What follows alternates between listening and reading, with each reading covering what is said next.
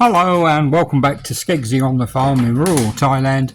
As always, I hope this video finds you well. I can't believe actually I haven't done a video like this for some time. I think it was Christmas and New Year, wasn't it? I think we were talking about. But I know in the last one I said we had to travel down to Bangkok to deliver some rice which came from Auntie's crop.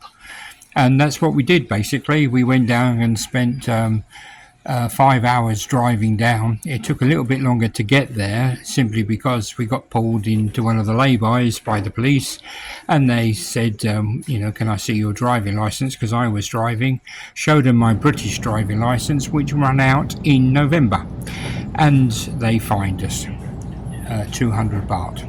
I'm pleased to say, thanks to Andy and thanks to my brother, I now have a new up-to-date driving license. Anyway, we spent time with Uncle still. We spent 3 days down there. We hadn't booked a hotel. He said, not a problem, there's one just round the corner to where I live. So we went and basically checked in. This is the room. It was getting late, so we had no choice about changing our minds because we had no idea. But this was the room that we had. I thought I'd show you it. I don't think it's actually meant to be there overnight because the lady... Oh, this is a free condom, by the way. The lady said, do you want blankets? And we said, yes. Do you want pillows? Yes. Do you want towels? Yes.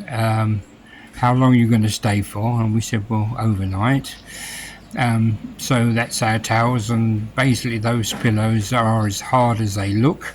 I did not sleep at all. It was probably the worst night's sleep I've ever had. The bath was brown at the bottom. It had no hot water. You actually turn the hot tap on and you just got a rush of air. But it was the worst night's sleep I've ever had. And before you ask, no, I did not. Or no, we did not use that particular instrument in the corner.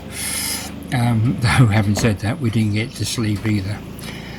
We actually spent 3 days down there. The second hotel we had was much better, thank God. When we got back, it was decided that we would actually fill this particular part of our land up. As I've told to you before, a lot of our soil had been taken away before we moved. It had been sold, someone had stripped it, so a lot of our land was actually lower. So when the rains came, it always filled up with water.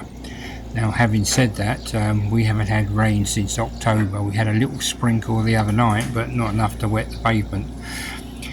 So the man with the bamboo wood, which is about 300 yards away from us, has decided that he's growing a second crop of rice, and you need water. So this year he's gone and dug a massive hole, or it will become like a lake, and once the rain comes it will fill up, and he'll be able to use the water in that lake to basically keep the rice nice and fresh.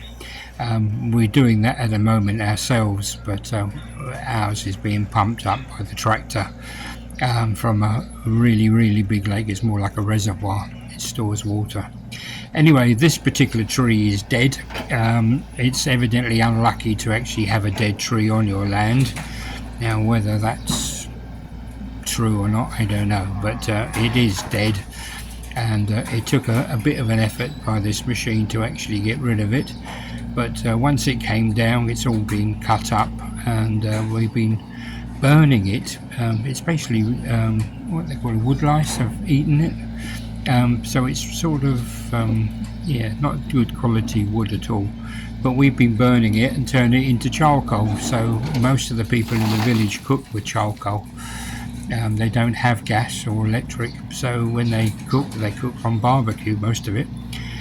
So, we're basically turning all that wood into charcoal, and it will hopefully, get some money back, or it'll be useful for us for barbecues in the future.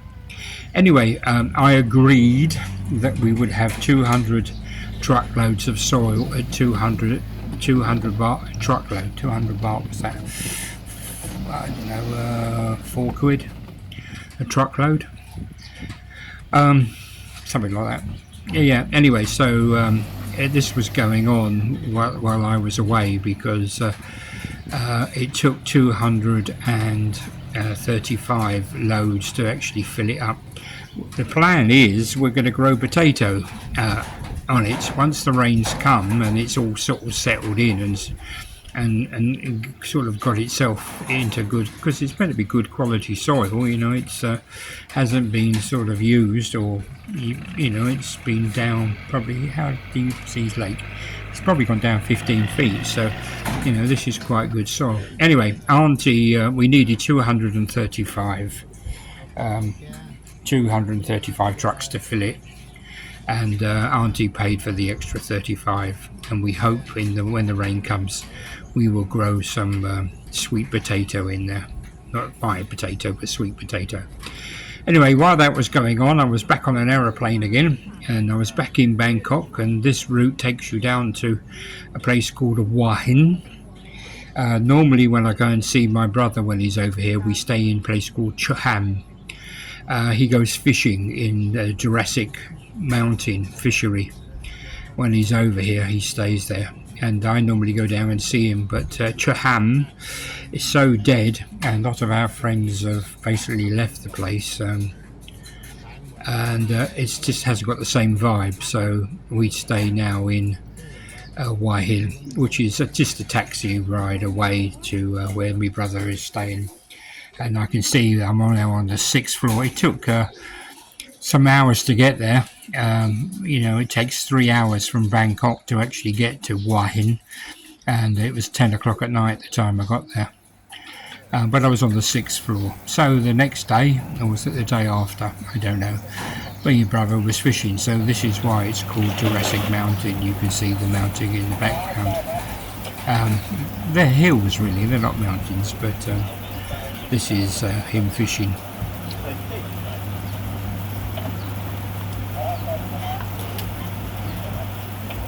I spent actually 8 days down there with him, and I tell you what, the 8 days just flew by. But it was good to have pints of Guinness and some English food, because there's a lot of Farang or English people there.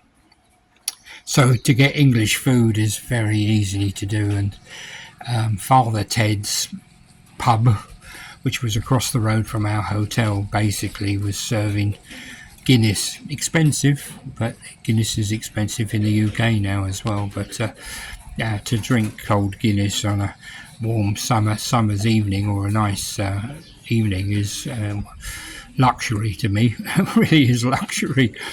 Anyway, so we're back on the farm, and this happens every day at the moment.